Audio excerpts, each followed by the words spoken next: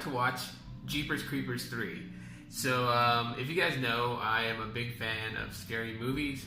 I like to be scared. And Jeepers Creepers 3 was one that I really wanted to watch. Like, really wanted to watch this movie.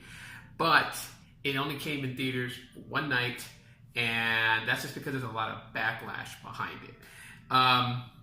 So, watching the first one, which I thought was a really cool concept to a horror film, and was like, this was fresh, this was cool. The second one came out, and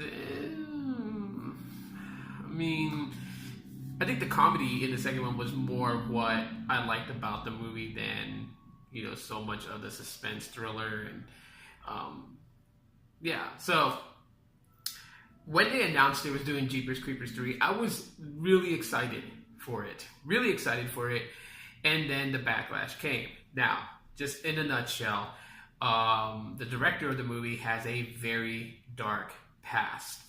And that dark past cannot be overlooked by a lot of people who boycotted this film, which I thought was kind of strange. They boycotted this film, but they didn't do it for the first or second movie, because this dark past of the director extends beyond the first movie. So it's just strange that all of a sudden now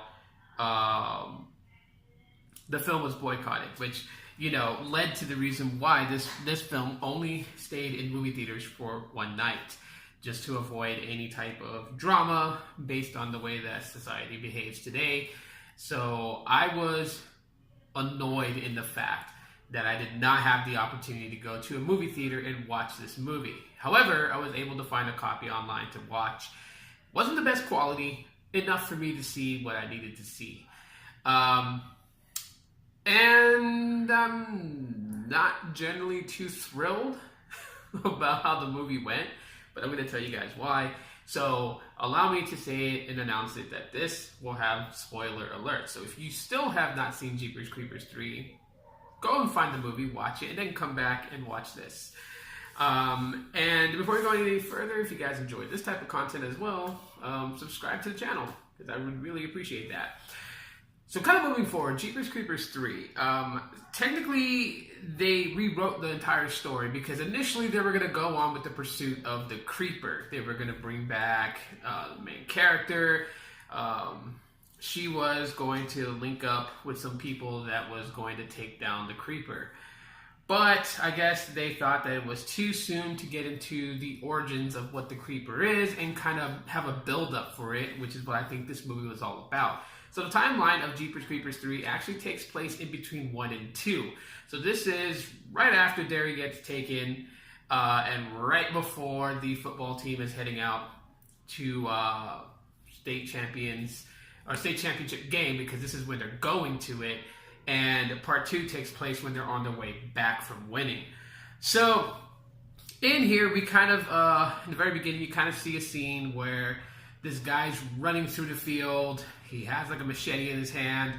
He's trying to escape the Creeper, and flagging down a oncoming vehicle, he gets snatched right up in front of the vehicle, gets taken off into the sky, and an object falls from the sky.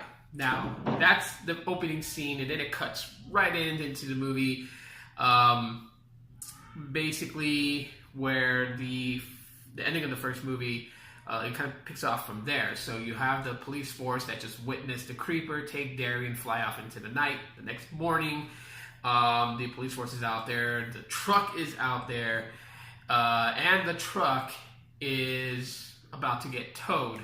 So a character pops up who happens to have ran into the Creeper in the past, as a matter of fact, 23 years prior, and knows what the Creeper is about. He doesn't know what the Creeper is, but he knows what it's about. And he has a group of people who have been victimized by the Creeper, have lost a loved one. So they developed like a task force, which seemed kind of tacky because they all had matching logo patches, real militant style. And I thought, it just probably would have been a better fit if everyone was just more human than soldier. Because I really felt like at that moment when you seen that task force that was dedicated into hunting down the Creeper, it's just like, yeah, it's it's just so it was bland. It was like, okay, you guys have this little patch, and the patch kind of looks like the Shadaloo patch from Street Fighter. So I wasn't too thoroughly impressed by it. But so as the plot thickens in this story, basically, the Creeper is trying to feed because every 23rd spring for 23 days it gets to eat. So I would say that the movie takes place on day 20 or day 21. Let's see. Let's kind of analyze that. So in part 2, it was the 23rd day. So let's say let's call it like the 18th or 19th day. Because literally, you gotta think about it. At the end of the third movie, the football team is heading out to go play a championship game. So I'm pretty sure it was like maybe like 2 or 3 days after part 2 starts to take place, which is the 23rd day. So anyhow, but the Creeper has a pattern. It heads north, and this new character who has had a run-in with the Creeper basically says that he has a theory in mind. The theory is follow the crows, follow the ravens, because the ravens follow the Creeper. So they've tracked and noticed that he heads on a line heading north, which crosses the 9. So it cuts into this woman who is taking care of her granddaughter. Her granddaughter has been victimized pretty badly, as a younger teen, so she has issues. And she witnesses her grandma going up on this hill on the farm, screaming and talking. But what she doesn't realize is that the person that was in the car who saw that guy get taken by the Creeper in the very beginning of the movie is the girl's biological father. And he was then later on killed by the Creeper. So just like how Derry shows up in part 2, along with Billy, who was taken in the beginning of part 2, this woman's son appears to her and tells her that the Creeper is coming, because since the Creeper killed him and ate a part of him, technically anything the Creeper eats becomes a part of it. So these spirits or ghosts know what the Creeper is thinking and know what it is. So as he visits his mom and his mom is communicating with him, he lets her know that the Creeper will walk over the hill of their farm and come back for what this guy took before the Creeper killed him. And it was buried on the farm. So, granddaughter goes, she has this guy has a thing for her, and his dad owns, an animal feed distribution store. And so anyways, there's just multiple other characters in there that just try to give it some sort of flair, but it really wasn't something that, you really kind of like got immersed in. I think with so much plot leaks, I think people were just more interested in knowing what the Creeper is, which what made the rest of the movie seem irrelevant, because people wanted to know the origins of the Creeper. Like, what is it? Is it a fallen angel? Is it something that's considered biblical? Is it a demon?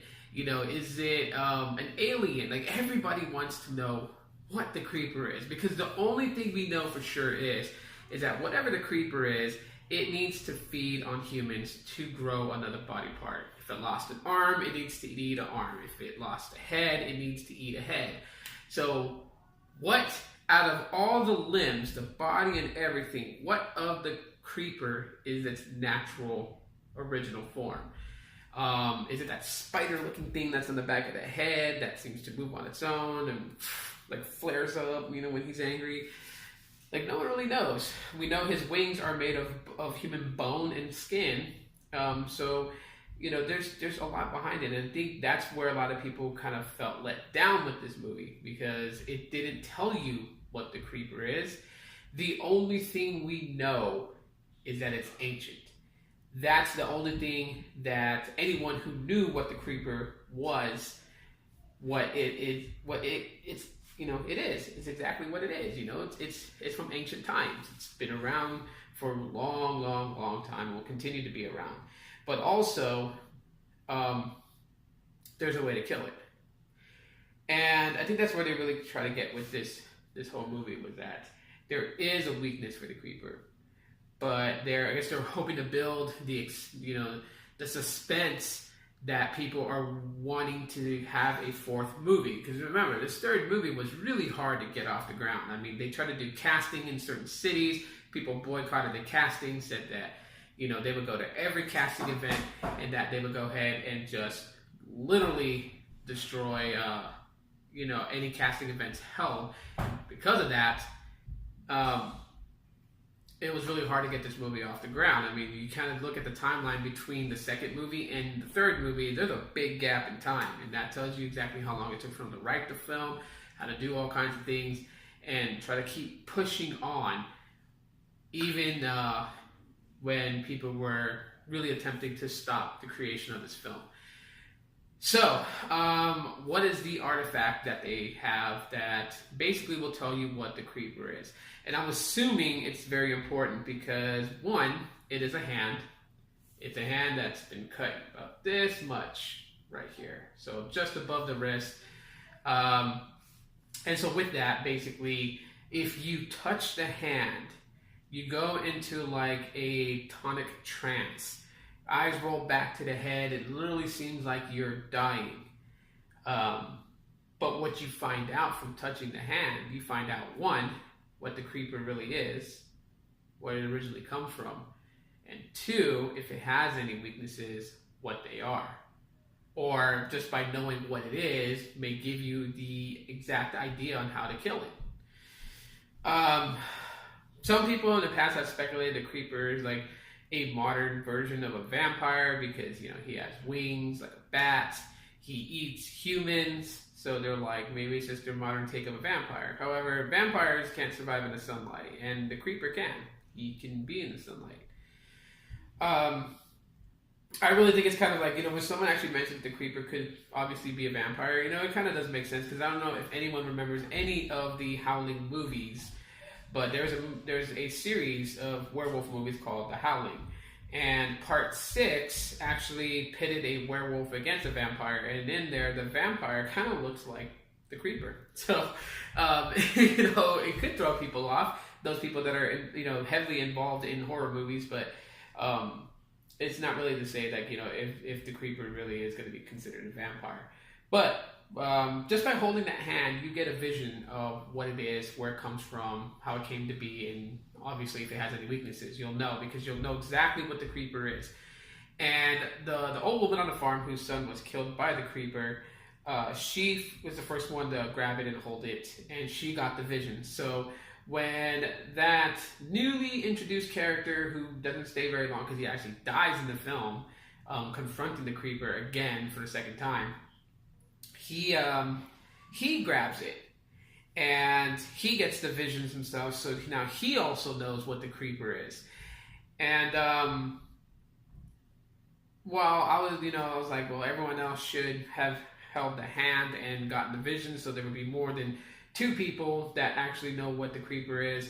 Eventually that's all they get, because everyone else gets sidetracked in that they find, they get radio that the ever so popular Creeper truck was on the move across the 9 highway, and so they went to try and track it down and kill it. Now, the truck has been given its own identity in this movie.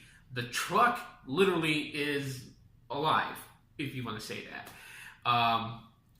The truck itself has traps, so like if, when the Creeper takes you and you're still alive, he throws you in the back of his truck. If you try to escape, it's just one really compacted death trap on wheels. The entire vehicle is indestructible. You can't shoot it. You can't bust the windows out. It is like literally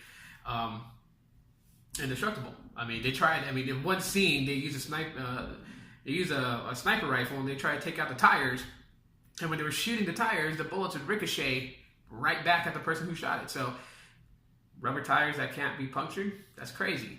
The back door of that truck, if you're not the Creeper and you haven't opened the back door of the truck and you kick the door open and you try to go, just right before the door, there's like this piercing gate that comes up from the bottom of the top. So it will actually literally maul you if you try to jump out the truck. You gotta really be quick than anything else. The door handles, or not the door handles, the window handles. If you try, I think it's the window handles or door handles. It's one of the two. If you try to open the door, it's the door handles. But if you pull that door handle, there is a spear that comes out from the side of the door that will basically impale you. So in the Creeper's truck, there's all his weapons, his spear, his knives, you know, his little human bone-made throwing stars. He has it all in there. I mean, and the truck has weapons of its own. Like there's actually a hidden tailpipe for the truck that comes out and literally can spear you with a cable to kind of hook you in. So it's like the truck has a harpoon. It's literally just like, there was one scene where a bunch of guys find the truck and they hear about the urban legend of the truck, and the license plate say "be eating you," and they're like, it's not the real truck. You know how many people make those license plates just to scare people? But then they hit the back door of the truck door pops open, they see all these bodies wrapped up in a white sheet, and then they all kind of freak out like, okay, maybe we really did find the real truck from the urban legend. So as they try to escape, the truck pops up the second tailpipe next to the original real tailpipe and shoots out a spear with a cable to it and hooks one of the dirt bikers. Starts reeling him in like a fish. Creeper shows up, sees him, gets his other spear, spears two guys with one throw, and takes the one that got speared by the harpoon gun and wraps him in sheet, throws him in the back of the truck. So, all throughout this entire movie, really what it was just more people dying from the Creeper and a physical object that gave you the ability to know what it is. A couple of things that did change about the Creeper: he wears a red t-shirt under his trench coat, which people thought was kind of strange. They went with that angle. And he makes noise now, like grunts and screams. He does a lot of it. I mean, yeah, we've seen it in part 2. We've seen it in part 1. We knew that he could make vocal noises. He mostly like screeched. But in this one, he actually growled a lot. So that was like a new sound effect given to the Creeper. On top of that, 2 people know what the Creeper is. One of them died confronting him. The only other person that knows was the old lady on the farm, the girl's grandmother, because she held the hand also. And rather than allowing others the ability to hold this hand and to get this vision of what the Creeper is, right at the end of the movie, she's seen beating something into the ground on that hill that was where the hand was buried. And when the Creeper finally shows up to the farm, he sees the hand nailed to a piece of wood, and on that wood, it's painted, "We know what you are." And he lets out a very aggressive scream, like, kind of like, holy crap, they know what I am, so they know how to kill me. So now he's got to worry that someone is going to eventually be able to kill him. So right after that cut scene, you go to Trish, who's Derry's sister, and she's letting out some sort of like, I guess you can say in modern times right now, you can call it a podcast. She's talking about wanting to go after the Creeper because it's been 23 years since her brother was taken. And she is doing a call to arms. Anyone who's ever seen the Creeper and crossed paths with it, lost a loved one to it, to come out, take arms with them because they're going after the Creeper. So this is to set up the 4th movie, which should then explain what the Creeper is, and possibly if they're going to kill it in the 4th movie, or is it going to lead up to multiple other Creeper movies? Who knows? Me personally, if I was to direct the 4th movie, it's time to call an end to it, because you have the very first movie, which is great. Second movie was Third movie left you wondering, okay, when are we going to find out what the Creeper is? And the 4th one, let us not only find out what the Creeper is, but let the Creeper be beaten. I don't think they should make any more Jeepers Creepers after that, because I don't think anyone's going to be real interested. I think the main thing that everyone has always been interested in is what the Creeper is. So, anyways, guys, that's it for right now. If you guys enjoyed my thoughts about Jeepers Creepers 3, you guys can let me know by hitting that like button. Also, leave comments if you guys seen it. What do you guys think of the movie? If you haven't seen it and you watched all this, like I said in the beginning, spoiler alert. So I'm sorry I spoiled it, but maybe hopefully you're not one of those people that's affected by spoilers because you still actually want to see the film, no matter what anyone says. So, and also let me know if you guys are really interested in them actually making a 4th installment and put an end to the Jeepers Creepers saga. Let me know if you guys support that or if you're against it. And if you are against a part 4, don't let it be for the director who did some really stupid things in the past. I don't condone anything that he did, but there are other people involved in this project, not just him. There's a group of people involved. And I think that they did a great job, giving us some scares. And I honestly feel like the entire saga, the entire Jeepers Creepers should not be tainted by one idiot's past. So hopefully people can kind of look past that and let a movie that a lot of us are interested in come out, and let the art be the art. Separate the art from the artist, and let the artist basically, be persecuted for his stupid actions. But anyways, guys, thanks so much. We're running on into 21 minutes now. Thanks for watching this. If you guys did all the way, if you made it all the way, let's say secret word of the day is "bat out of hell." So type that in the comment section, and I know you made it all the way through. Thanks for watching. You guys are great. Love you guys very much, and I'll talk to you in the next one. Bye.